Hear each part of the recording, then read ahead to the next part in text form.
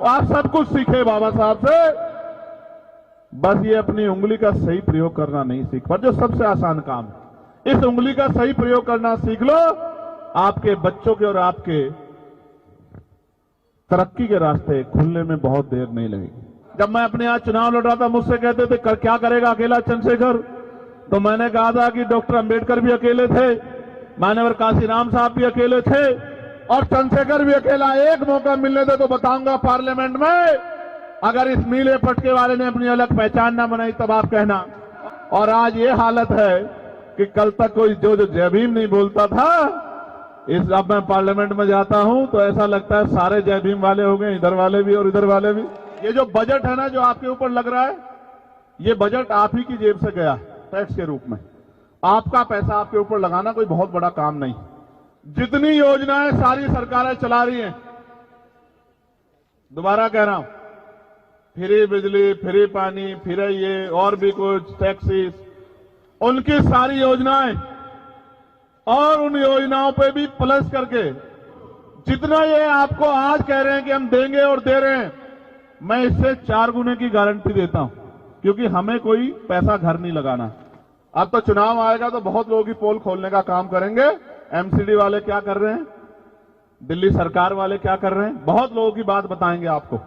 लेकिन जब बाबा साहब अंबेडकर संविधान में हमें वोट का अधिकार देके गए हैं, और इस वोट की शक्ति के आधार पे राजा महाराजा बड़े नेता जिन्होंने हमारी बस्तियां नहीं देखी, जिन्होंने हमारी परेशानियां नहीं देखी, हमारे घर नहीं देखे, हमारी तकलीफें नहीं देखी, हमारा भूखा पेट नहीं देखा, हमें गटर में उतरते नहीं देखा, हमें मार खाते नहीं देखा, हमें गटर में मरते नहीं देखा, 7,000, 12,000, 11,000 पे अपने बच्चों को पालते नहीं देखा, जिन्होंने हमें हमारी रोटियों को नहीं देखा, जिन्होंने हमारे खाली बर्तनों को नहीं देखा, जिन्हें आज भी हमसे गैर बराबरी का एहसास होता है, वो भी हमारे बीच में आते हैं, हमारी माओ के पैर छूते हैं, हमारी बहनों का हाथ पकड़ के कहते हैं कि आप मेरी बहन हो, हमारे घरों में आते हैं, हमारे बीच में बैठ के खाना खाते हैं, हमारे गिलास में पानी पीते हैं। कभी कभी गिलास अपना ले आते हैं लेकिन पानी पीते हैं, बर्तन अपने ले आते हैं, खाना अपना ले आते हैं, हमारे बीच में बैठ के खाते हैं। ये साबित करने की कोशिश करते हैं कि हम आपके हितैषी हैं। लेकिन जब आप पे जुल्म होता है, जब आपके अधिकार छीनते हैं, जब आप कहते हो कि ठेका नहीं होना चाहिए, संविदा नहीं होनी चाहिए, पक्की नौकरी होनी चाहिए जो संविधान कहता है, समान काम समान वेतन होना चाहिए, तो तब वो सब लोग घर भाग जाते हैं। मैं एक घटना और बताता हूं। कोरोना काल में मुख्यमंत्री जी ने घोषणा की कि हर कोरोना वॉरियर को 1 करोड़ रुपए मिलेगा। क्यों भाई, यही थी ना घोषणा। एक हमारा सफाई कर्मचारी भाई जिसका जीवन खत्म हो गया, उसके परिवार के पास हम गए, हमने कहा भाई मोर्चा निकलेगा। अब मोर्चे से बड़ी डरती है सरकार, मोर्चा निकलेगा, घोषणा हुई तो सरकार के लोगों ने बुला लिया। हमने उसको वादा किया कि एक नौकरी दिलाएंगे और 1 करोड़ रुपए दिलाएंगे जो आपका अधिकार बैठता है। सरकार ने उनको नौकरी दे दी चुपचाप और 10 लाख रुपए दे दिए और उससे कहा कि चुप हो जाओ, घर में जाके बैठ जाओ। हमने इनसे कहा कि मोर्चा निकालेंगे चलो, तो बोले वो तो लड़ ही नहीं रहे। तो मैंने कहा क्यों नहीं लड़ रहे हैं? उन्होंने बताया कि ऐसा ऐसा हो गया। तो मैंने कहा बताओ कि अपना 90 लाख रुपए खो दिया उसने। बोले ये मिल गया, ये भी बहुत है, आपके जाने से ये मिल गया। यही दिल्ली में नए साल पे एक बेटी को घसीटा गया था, आपको याद होगा, 10-11 किलोमीटर बवाना में उसके परिवार के साथ जाके उसके ऊपर हुए जुल्म की लड़ाई हम लोगों ने लड़ने का काम किया। तो हमने कोशिश की आपकी आवाज बनने की। अब आप कोशिश करो हमें ताकत देने की। अगर आपने ये कोशिश कर ली, भाई सेंसर वहां खड़े हैं, मैं जिम्मेदारी से कह रहा हूं, अगर आपने ये कोशिश कर ली और अगर आपने एक मौका बड़े पैमाने पे नहीं छोटे पैमाने पे भी आजाद समाज पार्टी को दे दिया, भीम आर्मी को दे दिया, तो आप याद रखना, जब मैं अपने यहां चुनाव लड़ रहा था, मुझसे कहते थे क्या करेगा अकेला चंद्रशेखर, तो मैंने कहा था कि डॉक्टर अंबेडकर भी अकेले थे, मान्यवर काशीराम साहब भी अकेले थे और चंद्रशेखर भी अकेला। एक मौका मिलने दे तो बताऊंगा पार्लियामेंट में, अगर इस नीले पटके वाले ने अपनी अलग पहचान ना बनाई तब आप कहना। और आज आप देखो कि पार्लियामेंट जब चलती है, मैं आस्ट्रिया गया, इटली गया, मैंने एक संकल्प किया था पूरा करने का। हमारे धर्मगुरु हैं संत रामानंद जी महाराज जो शहीद हो गए थे, उनकी उस धरती पे जाके नमन करने का मैंने संकल्प लिया था। मैं वहां गया, वहां की बहनों माओं से मिला, सोच रहा था क्या जानती होंगी मुझे, तो बोलती है कि भाई हम अपने फोन में सनसेट टीवी देखती रहती हैं कि कब हमारा भाई पार्लियामेंट में हमारे लिए बोलेगा। आप ये बताओ, आप भी सुनते होंगे और बहुत सारे लोग तो ये कहते हैं कि हमने पार्लियामेंट टीवी को इसीलिए यूट्यूब पे सब्सक्राइब किया कि हमारा भाई वहां बोलता है, हम उसको सुनते हैं। आप ये देखो, भोजन माता, आशा, आंगनबाड़ी, सफाई कर्मचारी, ठेके पे कर्मचारी, सरकारी कर्मचारी, दिल्ली सिविल डिफेंस वाले, कोई ऐसा पुलिस के लोग, दिल्ली पुलिस हो चाहे देश की पुलिस हो, उनके मॉडर्नाइजेशन की बात, होमगार्ड की, ग्राम के चौकीदार की, सब लोगों की बात, नौजवानों की बात, रोजगार की बात, महंगाई पे मार की बात, जो जनता पे पड़ रही है, सारी आवाज हमने पार्लियामेंट में उठाने का काम किया। और आज ये हालत है कि कल तक कोई जो जय भीम नहीं बोलता था, अब मैं पार्लियामेंट में जाता हूं तो ऐसा लगता है सारे जय भीम वाले हो गए, इधर वाले भी और इधर वाले भी। एक दिन तो मैं गया, अभी एक विवाद हुआ तो मैं गया तो वहां के कर्मचारी आए मेरे पास, मैं अंदर बैठा कुछ लिख रहा था, बोले आज तो आपकी पार्टी के बहुत सारे सांसद आए हैं। तो मैंने कहा कि यार अभी तो चुनाव भी नहीं हुआ, सांसद कहां से बन गए बहुत सारे? तो बोले बहुत सारे लोग नीला पटका पहन के घूम रहे हैं। तो मैंने कहा नीला पटका पहन के तो बहुत लोग आएंगे, जय भीम का नारा भी बहुत लोग लगाएंगे, लेकिन जब आपको जरूरत होगी और आपकी तरफ मांग उठेगी और आपके अधिकारों पर हमला होगा तो सिर्फ भीम आर्मी और आजाद समाज पार्टी आएगा। वही असली नीले वाला है, वही असली नीले को आगे बढ़ाने वाला है। तो मैं बस आपसे कहना चाहता हूं, अब तक आपने सबको मौका दिया, सबका हाथ पकड़ा, सबको आगे बढ़ाया, सबकी आवाज आप बने, सब पे भरोसा किया। एक मौका आपको हमारे इन काम करने वाले साथियों को भी देना चाहिए। और अगर आपने एक मौका इनको दे दिया, मैं आपको लिख के देता हूं कि ना फिर आपको किसी और झंडे की जरूरत पड़ेगी, ना डंडे की जरूरत पड़ेगी, ना नेता की जरूरत पड़ेगी, क्योंकि नेता मां के पेट से जन्म नहीं लेते, नेता संघर्ष से पैदा होते हैं। और भीम आर्मी ने संघर्ष करके नेता तैयार किए हैं, जिनको कल तक नकारा जाता था, आज उनको बड़े बड़े नेता फोन करके कहते हैं कि हम पे अपना आशीर्वाद बना के रखना। मैं बस आपसे कहना चाहता हूं, अच्छी बात यह है कि मेरे लोकसभा क्षेत्र के भी बहुत सारे लोग जो नगीना छोड़ के आ गए, वो भी मुझे रास्ते में मिले, वो भी यहां रहते हैं। अब उन पे तो मुझे भरोसा है कि वो मेरा साथ छोड़ ही नहीं सकते। मैं यहां से नगीना के साथियों का भी धन्यवाद देता हूं और मैं आपसे ये भी कहना चाहता हूं बहुत जिम्मेदारी के साथ कि सड़कों की लड़ाई हम लड़ते रहेंगे। इसका उदाहरण यह है कि 1 तारीख को हम भीमा कोरेगांव गए, 2 तारीख को परभनी में जो हिंसा हुई उन हिंसा के परिवारों से मिले, 3 तारीख को बागपत में जो जुल्म हुआ, जिस बच्चे ने पार्लियामेंट के सामने आके सुसाइड कर लिया क्योंकि उसको न्याय नहीं मिल रहा था, वहां की भाजपा सरकार कहती है हम सबके साथ सबके विकास की बात करते हैं, लेकिन जब हमारे लोगों पे जुल्म होता है तो विकास भी गायब हो जाता है और सबका साथ भी खत्म हो जाता है। उनको न्याय नहीं मिलता। 3-3 साल पार्लियामेंट के सामने आके उस बच्चे ने अपने आप को आग लगा ली और 70% जल गया और अस्पताल में उसने दम तोड़ दिया। आखिरी लाइन उसकी ये थी कि मेरा भाई मुझको न्याय दिलाएगा। तकलीफ होती है, दर्द होता है कि उतनी शक्ति नहीं है, लेकिन मैं आपसे कह रहा हूं, अभी मैं परभनी गया, वहां सोमनाथ सूर्यवंशी की पीट पीट के पुलिस ने हत्या कर दी और उसके गम में हमारे एक नेता, वो गाड़े साहब उस दुनिया में नहीं रहे, महिलाओं को पीटा, नौजवानों को पीटा, बहनों को पीटा, घर में घुस के बच्चियों को पीटा सरकार के इशारे पे। तो हमने कहा 17 से मोर्चा निकलेगा। आप शक्ति देखो किसे कहते हैं। मैंने कहा 17 से पैदल मोर्चा निकलेगा परभनी से और मुंबई मंत्रालय तक। तो कल चीफ मिनिस्टर के यहां से फोन पहुंच गया कि 6 तारीख को, मैं झूठ नहीं बोलता, आप पता करा लेना, 6 तारीख को दोनों परिवारों को मुख्यमंत्री ने बुलाया है कि मुख्यमंत्री जिनसे मिलना चाहते। इतनी शक्ति का निर्माण आज आपने पूरे भारत में कर लिया है कि आपकी एक आवाज पर सरकारों को सोचना पड़ता है। आप ये सोचो, ये तो तब है जब अभी संवैधानिक शक्ति उस पैमाने पे नहीं है। आप ये सोचो जिस दिन संवैधानिक शक्ति होगी।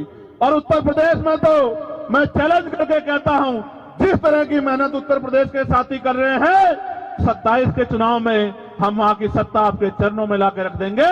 इस बात का भी मैं आपको विश्वास दिलाता हूं। लेकिन मैं आपसे कहना चाहता हूं कि आपका आशीर्वाद भी हमें मिलना चाहिए। मिलना चाहिए नहीं मिलना चाहिए? देख लो, मदद करोगे नहीं करोगे? नहीं, दोनों हाथ उठा के बताओ। नहीं, दोनों हाथ से बात नहीं बढ़ेगी। अपनी अपनी जगह पे खड़े होके बताओ, मदद करोगे नहीं करोगे? अच्छा, एक मिनट बैठ जाओ। आखिरी बात बता देता हूं। ये मेरे कान में इन्होंने कुछ कहा।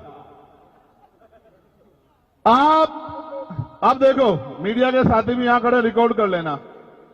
जितनी योजनाएं सारी सरकारें चला रही हैं, दोबारा कह रहा हूं, फ्री बिजली, फ्री पानी, फ्री ये और भी कुछ टैक्सीज, उनकी सारी योजनाएं, और उन योजनाओं पे भी प्लस करके, मैं किसी की योजना ना गिनाता, मैं संवैधानिक शक्ति को समझता हूं। ये जो बजट है ना, जो आपके ऊपर लग रहा है, ये बजट आप ही की जेब से गया टैक्स के रूप में। आपका पैसा आपके ऊपर लगाना कोई बहुत बड़ा काम नहीं। अब तो चुनाव आएगा तो बहुत लोगों की पोल खोलने का काम करेंगे।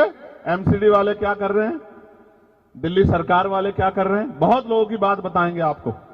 लेकिन आप ये सोचो, जितना ये आपको आज कह रहे हैं कि हम देंगे और दे रहे हैं, मैं इससे 4 गुने की गारंटी देता हूं। क्योंकि हमें कोई पैसा घर नहीं लगाना, अपने घर में नहीं लगाना है। आपके लिए आपका पैसा आप ही के ऊपर लगाना है। तो जो ये दे रहे हैं, इसके 4 गुने की गारंटी मैं आपको देता हूं। मैंने मांग की प्राइम मिनिस्टर से कि उच्च शिक्षा में स्कॉलरशिप मिलनी चाहिए। दिल्ली के मुख्यमंत्री ने पढ़ लिया। उनकी रिसर्च टीम ने अगले दिन उन्होंने कहा, मैं बहुत बड़ी घोषणा बाबा साहब अंबेडकर पे करना चाहता हूं, कल इस समय करूंगा।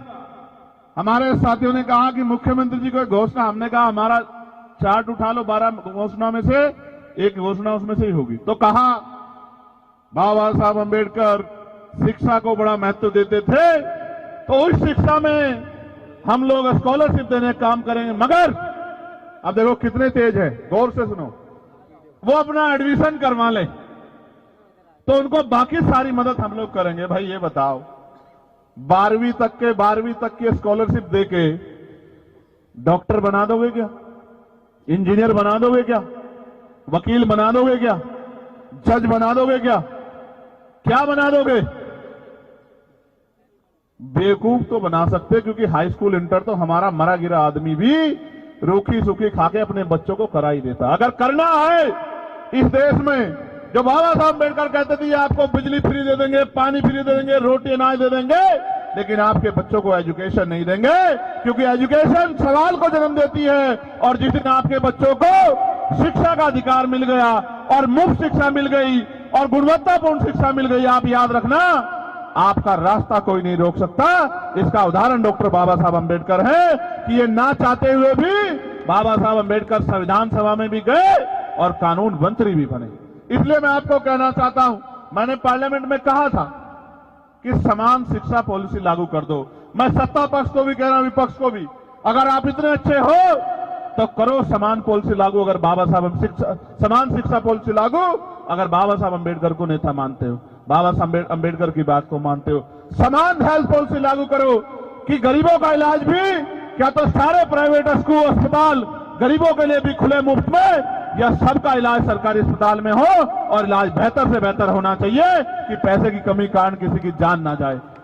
होना यह चाहिए कि गरीब के बच्चे को एजुकेशन वो कभी तक ले, गुणवत्तापूर्ण एजुकेशन, और वो इतने कम दामों में मिलनी चाहिए किसी की जेब ना कटे। हमने तो देखा अपनी आंख से कि बड़े स्कूलों में, प्राइवेट में हमारे लोग हिम्मत करके भेजते हैं। मेरी माएं पेट पे कपड़ा बांध लेती हैं, एक टाइम का भोजन काट के अपने बच्चों को पढ़ाती, क्योंकि बाबा साहब कह के गए थे। लेकिन सच ये है कि ये सारे काम आपके आसान हो सकते हैं अगर आप अपनी राजनीतिक ताकत बना लो। मैं ये महसूस करता हूं, आप सब कुछ सीखे बाबा साहब से, बस ये अपनी उंगली का सही प्रयोग करना नहीं सीख पर, जो सबसे आसान काम है। इस उंगली का सही प्रयोग करना सीख लो, आपके बच्चों के और आपके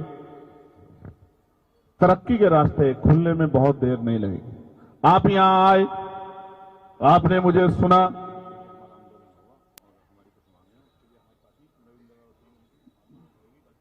कल आप यहां आए, आपने मुझे सुना और हाथ उठा के समर्थन किया, इसके लिए मैं आपका धन्यवाद करता हूं। लेकिन मैं आपको ईमानदारी से बताऊं, अगर आप इकट्ठे हो जाओ, आप वाले नहीं, जनता से कह रहा हूं, बहुत तेज आदमी निशान हमारा ले गए जिससे हम लोग घर चलाते हैं, और नाम ऐसा रख लिया कि हर पार्टी को इनका लेना पड़ता है नाम, है बहुत तेज लोग हैं यहां। तो मैं आपसे कहना चाहता हूं, अगर हमारे कमजोर समाज का हाथ हमारे सर पर आ जाए, उनका आशीर्वाद मिल जाए, तो फिर किसी दूसरे की जरूरत नहीं पड़ेगी, फिर आप अपने आप में शक्तिशाली हो जाओगे। आपके किसी के दरवाजे पर जाके नेता को ढूंढने की जरूरत नहीं पड़ेगी, क्योंकि आपके ही बच्चे आगे बढ़ के नेता बन जाएंगे। और वही बाबा साहब अम्बेडकर चाहते थे कि हम किसी के आगे हाथ फैलाने वाला नहीं, हम किसी के आगे हाथ फैला के मांगने वाला नहीं, देने वाला समाज बने। हमारी कुर्सी में, हमारी कलम में ताकत होनी चाहिए।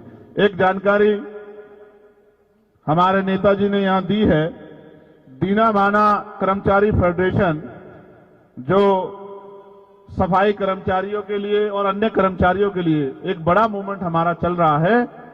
रविंद्र भाई और उनके साथी नोएडा विकास प्राधिकरण, नोएडा सेक्टर 6, गौतम बुद्ध नगर उत्तर प्रदेश में सफाई कर्मचारियों की मांगों के लिए प्राधिकरण दफ्तर सेक्टर 6 के सामने हड़ताल कल से शुरू करेंगे।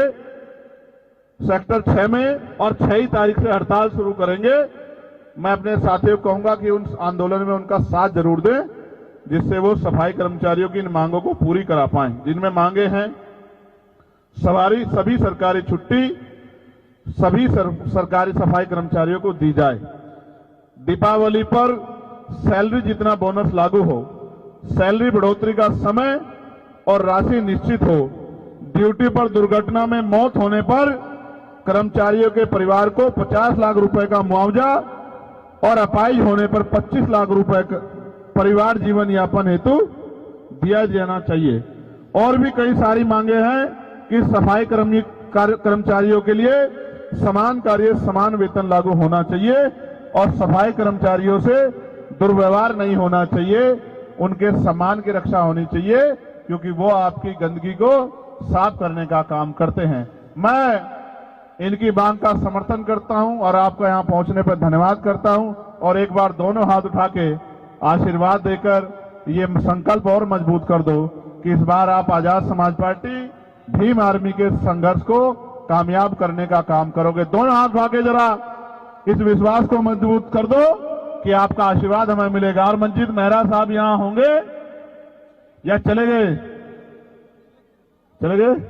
अच्छा ठीक है, चले गए तो कोई बात नहीं, फिर आप अपने बच्चों को भी संविधान पढ़ाया करो, संविधान में मिले अधिकारों के बारे में बताया करो, उनके कर्तव्य और उनके अधिकार की जानकारी दिया करो। बहुत बहुत धन्यवाद।